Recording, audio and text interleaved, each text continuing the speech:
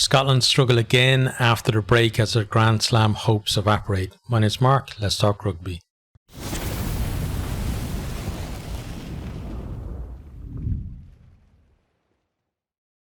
This game lacked a little bit quality-wise, that's a bit of an understatement. And unfortunately for me, I actually had to watch it twice because when I watched it live, I didn't have a chance to take any notes, which meant, I need my notes really to give a proper, accurate summary of the game. So I had to watch it again after the England-Wales game, which wasn't great quality either. So I watched 3 games, one of them twice today, and none of it, or very, very little of it, quality rugby. But,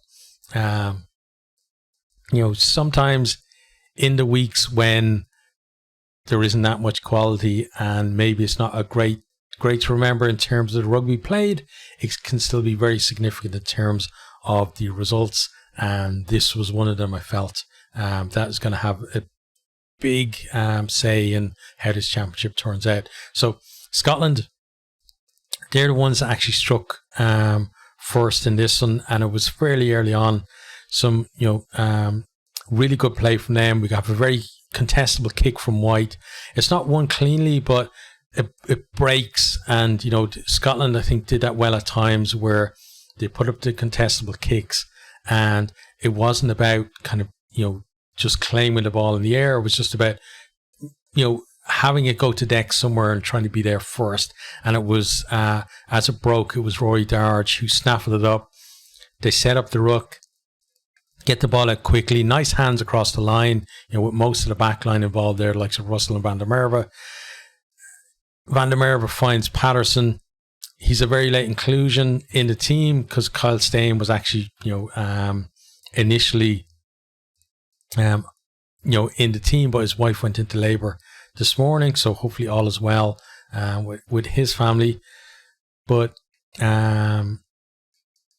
Patterson, carries on. He's got Rowe outside of him, but then he actually goes back inside to Jones, who offloads to White, who started the whole thing with that excellent box kick. He then slides over. He's got Dante, tackles him around the legs, and Bielbiri goes high on him as well, but it's a slippery surface because of the rain, and over he goes to score. The momentum just took him over. Russell converts for 7-0.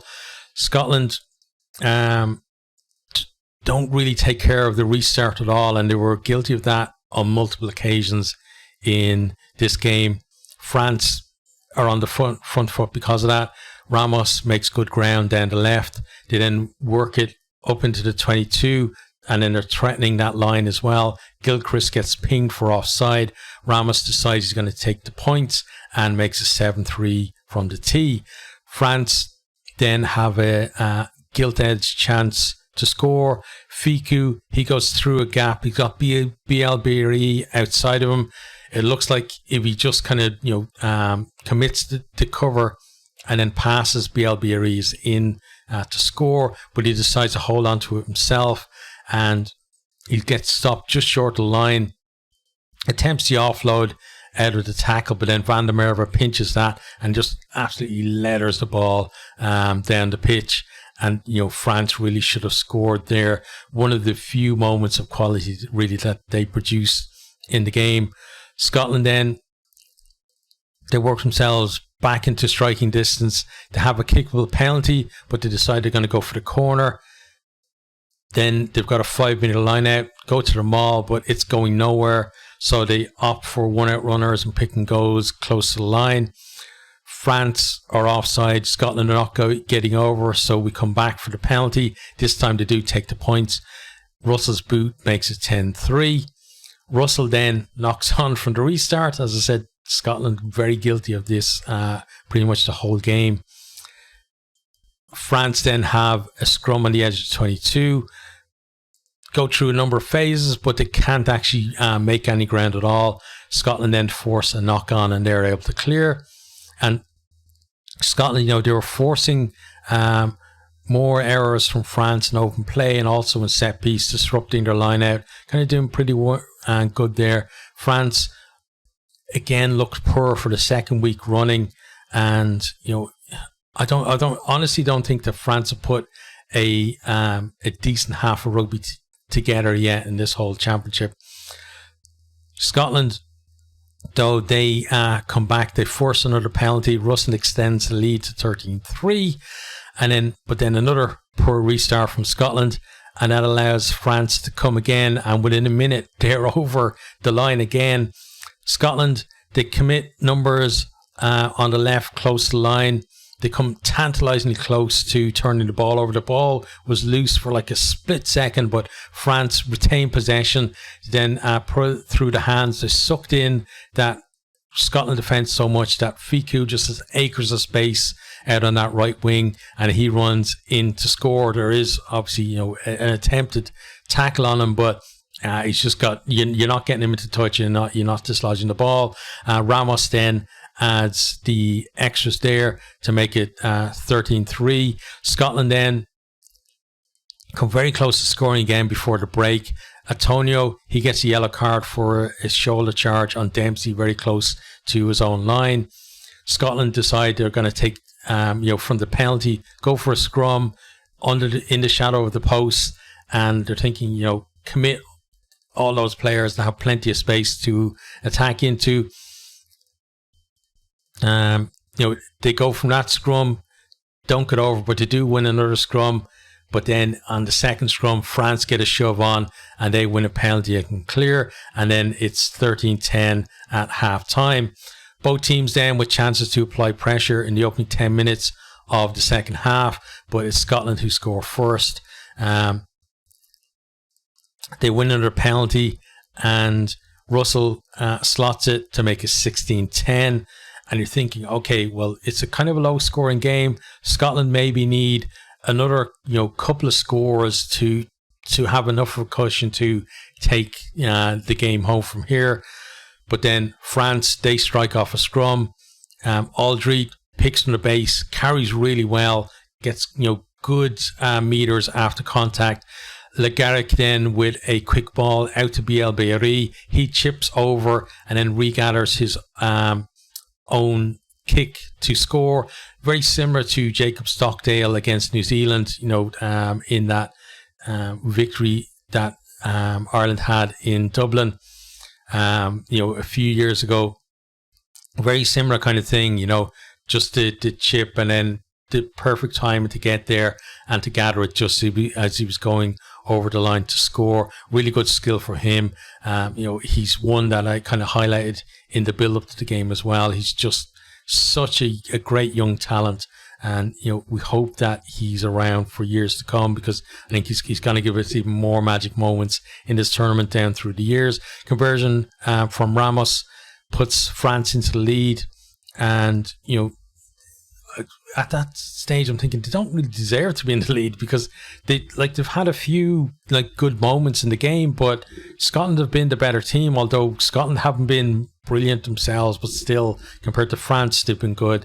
17-6 though to France at this stage. Scotland need to get themselves back into the game, and it looks like they've got a chance from a stolen line out, but they play the man in the air, and then France penalty, and they go up the line, they claim it at the tail.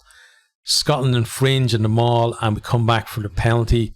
As Ramos, he tried to find Bielbery with a little kind of dab through along the ground like at an angle, but didn't quite. The ball beats everybody into touch, so we come back for the penalty. Ramos slots that kick for 20 points to 16, and Scotland now need a try to win the game, and they're running out of time. And it looks like Scotland are going nowhere, but then Kyle Rowe just glides through a gap and then twists and turns. He's getting very close to the line, but about 10 meters out, he's tackled, slides along the ground, and you can see that he loses the ball forward as he's sliding along. And, he did really well, but just at the end there, couldn't quite retain possession for his team. France then, they look to set up a kick from the scrum, but I don't know what the hell happened, because somehow Finn Russell gets in there, disrupts it, kicks the ball forward. He might have been offside, but there's no replays really to focus on that, because the game is still going on and we're interested in what's going to happen, because Scotland now, we're almost at the end of the game. They have the line under siege. France desperately trying to hold them out. And then Scotland, they drive over. They think they've scored. France think they've held them up. On-field decision from Nick Berry is that it's no try. We go upstairs to the TMO, and the game is going to be decided now at this stage, because we're already in the red. Initially, there you can see there's definitely a French boot under that ball. I don't know who was wearing yellow boots. I'm sure somebody who looks at these kind of things probably knows exactly who that was. But there's a yellow boot under that ball, and but then you see that the ball seems to be grounded. If I was looking at that and it was just, if the only thing the TMO was looking at was try or no try, was that ball grounded? If the referee had said, I believe it's possibly grounded over the line, I need you to confirm that for me, then I think he's probably going to award a try. But he's been told that the on-field decision is try, which means that he has to see conclusive evidence, like clear and obvious, that the ball, not only has the ball been grounded, that it's been grounded over the line, and it's been grounded before Berry blows the whistle, to stop play to go upstairs, because if there's any doubt that maybe the ball was held up, then the whistle is blown, and then it's grounded, then that's an issue as well. So you can see looking at the replays, and he's right on the knife edge of going one way and the other, and it's kind of swinging back and forth as they're discussing it. And then he has a final look, and he decides that it's one of these ones where it's a try. Everybody knows it's a try, but the thing is, the question that was asked was, what he was given was, he was told that it's no try on the field, so he has to prove conclusively that that's a try. It has to be clear and obvious to overturn the on-field decision, and it doesn't meet that standard for me, and therefore they do the right thing and they say that it's no try, but they were so close to saying that it was a try. And I can understand, as a Scotland fan, you'd be pissed about that, and you think that has to be given as a try. But I also know, and if you were honest with yourself, that if it was the other way around and a try was awarded against you in those circumstances, you'd also be equally pissed about it. So it's one of those ones where the officials are not going to win with everyone on this, right? There's going to be plenty of people saying, oh, they should have done this, should have done that. But I always feel like in these situations, whatever decision is made and whoever that decision has come to, some people will, feel like, yeah, it's the right thing to do. Other people will feel like that it's the wrong thing to do. But no matter what way you do it, it's never going to be 100%. Everyone goes, okay, yeah, that's no try, or that's a try, or wherever. I think in that kind of situation. But I feel like that's the way the process works at the moment, and they follow that process, and it was the right decision in the end, albeit that I still believe that was a try. But it's just one of those things, I think. But final score is 20 points to 16. France absolutely did not deserve to win that game. Scotland weren't great, but they were still the better of the two teams, and they should have come out with that win, and they should be now on 2 from 2, but they're not. We're going to have a look at some of the stats from the game, so let me pull those up for us now. And as as I said as well, I think Scotland deserved the win. Like possession 56% to 44. Scotland with most of the ball, and in territory 53 to 47. So bit tighter on that, but still Scotland just a little bit edging ahead. Then try score, just 1 for Scotland and 2 for France. Like before this, I was talking about how this game, on paper looked like a try fest, but for whatever reason, I was talking about a 9-6 scoreline. I felt it was actually going to be a tight one, unlike ones that we've seen previously where it was like 30 odd points to 20 odd points or wherever. But it just felt I don't know why. I can't.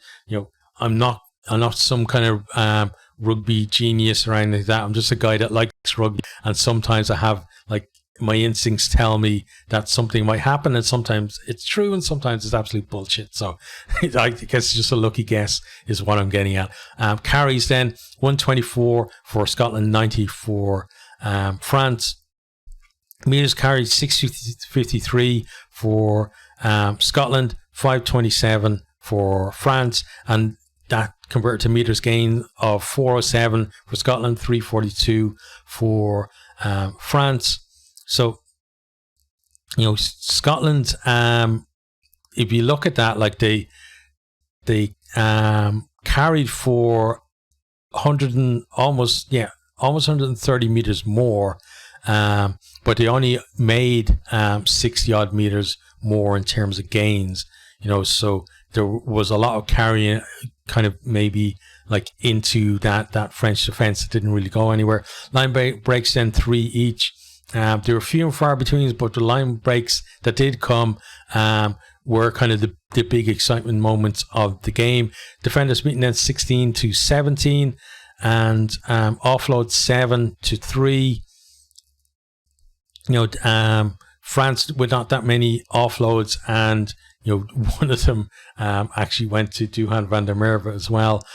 So not great from them. Handling errors 18 to 13. So both teams really pushing the envelope on that. Turnover conceded then 10 for Scotland and 12 for France. So the ball kind of turning over a lot, but the game was kind of bogged down a lot at times too, and conditions obviously had an effect on that. Next, then we are going to look at kicking. So 44 kicks in play from Scotland, 40 for France. So I saw there was a video from Squidge Rugby, who is, I'm sure everybody knows who Squidge Rugby is, but the guy is just he is a rugby genius, whereas I'm clearly not. But he's a rugby genius, and he was talking about how France against Ireland didn't kick that much, mainly because they weren't getting any change out of it. But you can see here, they kicked 40 times. Scotland still outkicked them. And last year in this championship, these two were the teams that kicked the most and kicked the furthest as well. And you can see that in the meters. 1,575 from Scotland, 1,372 for France. So France still coming out kind of, on the losing side, as it were, in the kicking meters battle, but it was still, they obviously saw something in this game where they felt that it was worth doing that. And who's to question that when they're the ones that come out the victors, albeit again not necessarily deserved victors. On to defence then. If the defence stats would kindly come up, rather than this thing just getting, why does my why does it have to hang right now when we're talking? Come on, what are you doing? But yeah, let's talk a little bit more about kicking, I guess, while the website decides whether it's going to actually show me the next page of stats. But both teams kicking long and happy enough for really the opposition to run it back, backing their defence, and also hoping really that it's actually going to be kicked back rather than run back, because they both really back their kick returns when they spot space. There weren't that many chances today. There were a few, and came off fairly well at times when they did, but it wasn't that much. But Scotland's kicking in terms of the contestable kicks as well did lead to some good impact for them. I felt like they could have maybe gone to that a little bit more, and that's why I felt that the decision to leave Ben Healy on the bench again. Listen, if it's a choice between Finn Russell or Ben Healy, I'm picking Russell, every time as the starter. But if Ben Healy is on your bench and you have a game like this with these conditions, and you want to be playing in that French, half and 22 towards the end of the game, Ben Healy is more likely to get you there. Now, when you're there, who's more likely to actually exploit the position where you're in? It's Russell. So I don't know if they can they get Healy and Russell on the pitch at the same time, is basically what I'm saying. Like, do you maybe bring Healy on a full back and then use him as a second kicking option to get you in position? Maybe that's something that they could look at. Anyway, the website has decided that it's going to cooperate now. So tackles made, 113 for Scotland, 157 for France. So France happened to make a huge amount of tackles. Tackles missed, though, 17 for Scotland, 16 for France. So France, missing less tackles, even though they made 40 odd more tackles in the game. Tackling percentage then 87% for Scotland, which is pretty good, return for them, but 91 for France. We know that France are kind of hurting about kind of criticism of the defence against Ireland, and they really stepped it up in this one, containing Scotland a lot during the game, not giving up too many opportunities through missed tackles there.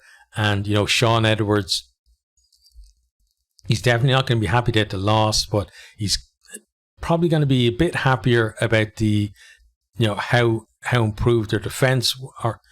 Actually, they won. What am I talking about? That's how bad they were in the game. They actually won, and they played so bad, I'm still thinking that they lost. But he's obviously going to be happy that they won, but also happy about how the defence improved. Not going to be 100% happy, because there still are issues that they need to fix, but certainly better defensively than last week. On to discipline then, 6 penalties conceded from Scotland and 9 from France. So you're thinking, if you're conceding 6 penalties in a game, more than likely you're going to be the winning side, honestly, because you're keeping on the right side of the referee, so you're not giving up that many chances to the opposition. But France, they didn't get that many chances, but they took them, and that's the thing with France, I think, compared to Scotland, still, is that France and Ireland are more clinical than Scotland. Scotland need more chances to be able to score the same amount of points on average. Not every game, but on average, which means that they've got to be that little bit better, because they've got to create those few extra chances to get at the same level in terms of, once you convert it into scores. Then, we had the 1 yellow card for, wasn't it Antonio, right? Got sent to the bin for the shoulder charge, I think, in that second half. Then, or no, it was the first half. It was just the end of the first half, and then he was off for part of the second half. On to the breakdown then. Rooks won 105-77. So Scotland, keeping hold of the ball as much as they could. Rooks lost 3 each, and then Rook speed under 3 seconds, 58% for Scotland, which is really good number, but 70% for France, and that's crazy. They had so much quick ball, but they did absolutely nothing with it for the most part in the game. Then Rook speed over 6 seconds is a bit closer, 19% to 16%, but in all the categories, France with the quicker ball. Really, 70% is crazy for 0 to 3 seconds for them, but still, they won the game, but you can't really point at the stats and say this is why they won the game. It's one of those ones where you're looking at the stats, and even though this is a good stat for them, when you think about what they did with that quick ruck ball, the main thing I think was the Bielbieri try, how quick that ball was, and obviously it was indicative of how they were clearing out the rucks all game, and that gave him the opportunity really to catch the Scotland defence flat-footed, kick over them, and be able to outpace them to get to the ball to score. So that's where I think the impact of that ruck speed comes, is basically that one little moment that basically won the game. But in terms of like a consistent impact on the game and feeling like France he put France on top, it didn't, but it did have an impact at a very crucial moment. Next thing then we have a set piece. So scrums won 6-4. Not that many scrums in the game, especially when you think of like how many handling errors there were in the game, and kind of the slippery conditions as well. Scotland lost 1 scrum, and France went 100% on their own. Lineouts then 12-1-8, and then lineouts lost 2 each, and they both had a lineout steal each as well. So neither team perfect from the lineout, but neither team hugely struggling on their own ball. Then, so that's kind of our stats, or look at the stats. So now let's just talk about these two teams. So Scotland fell off in the second half for the second week running. They now only scored 3 points in 82nd minute halves. Like if you add those two halves together, only 3 points between the two, and they failed to score in the final quarter. And, that's not a sign of a team who are going to win a championship. A lot of the time in championships like this, we've seen it down through the years, you've got to come up with that, score at the end. Now, if the try had been given, obviously that completely changes that stat. But looking at things like that, like one decision and you lost, that doesn't talk either about like a team who are like gunning for the title. A lot of the time you will have one close game in for a team that wins the title, no matter how good they are. There's always kind of a bit of a nail biter. But France now, Scotland, they've had 2 close games, one that they almost lost, and one that they did lose in this one. And you think of like Wales' second half performance, and you maybe think that maybe on the basis of the second half at least, that maybe Wales should have won that opening round game and Scotland should have won this game, and probably should have still be on like 1 win out of 2. But whenever we think about the awarding of that try at the end, it still wouldn't change my opinion that Scotland don't score enough points in the final quarter of their games to be able to get them over the line. If they win, if they win right up to that game against Ireland, and they're going into that thinking, okay, if we can knock over Ireland and Dublin, which this Scotland team absolutely can do. I believe that they have the ability to do it, but if they're going to do that, they have to be able to score in that final quarter, because whether Ireland are ahead or behind, you're thinking that if Ireland are chasing the game, they're going to be pushing to score themselves. Scotland need to stretch out and get that cushion. If Ireland are ahead, then Scotland need to score just to win the game. And that's that's the worrying thing at the moment for me. Now that could completely change, and we've seen in this championship that things can change very quickly. But that's kind of how I feel on that. Then the other thing is, as talked about it already, Ben Healy once more unused from the bench, in a position that felt like it was made for him. Again, Russell, the better 10 by a distance, but in that position, I thought that Healy brings something to Scotland in that position that potentially helps them to win the game. Now, whether that means that you take off Russell and put him on, or you try and fit him somewhere else in your back line, I don't know the answer of that, but I just feel like why not try it? Why not put the guy on and see how it goes from there? But they didn't do it, so we will never have the answer to that. Unfortunately, you don't get the chance to replay any of these games in certain scenarios. But all I will say is Patterson did really well, especially given that he was a late call-up. And it's nice to see. It's nice to see guys coming into the team and performing even in a defeat. And that's something that's going to stand to him as well. Russell had some really great moments in the game. Darge, I think, showed why he came straight back into the team as well. Schumann was good in the first half again. And, Scotland, they need impact from the front row replacements.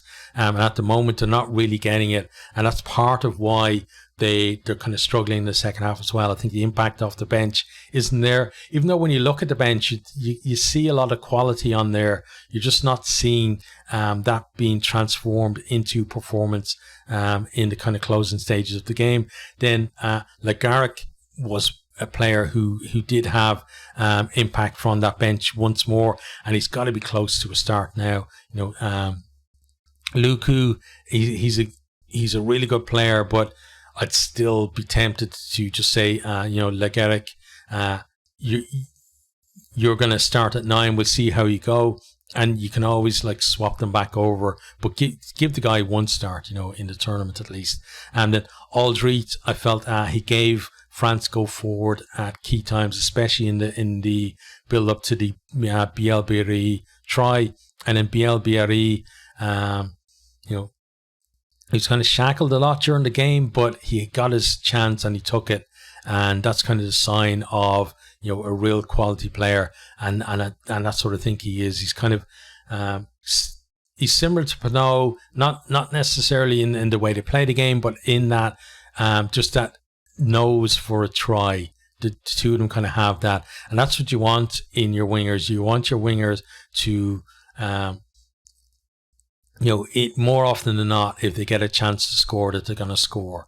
And I think that's what, at the moment at least, France have in their two wingers there. So that's the end of this one. I'm not happy that I had to watch that game twice, but it was, it had to be done, is the thing. So tomorrow then we have Ireland versus Italy. Let's hope for, a bit more quality, but Ireland versus Italy, generally, Ireland struggles. So maybe this week in the championship is going to be when we come back to, if you're going through the, watching back through the whole tournament, it's probably be the week that you skip, if that one's going to be poor as well. But hope you enjoyed this one, and hope to see you on the next video.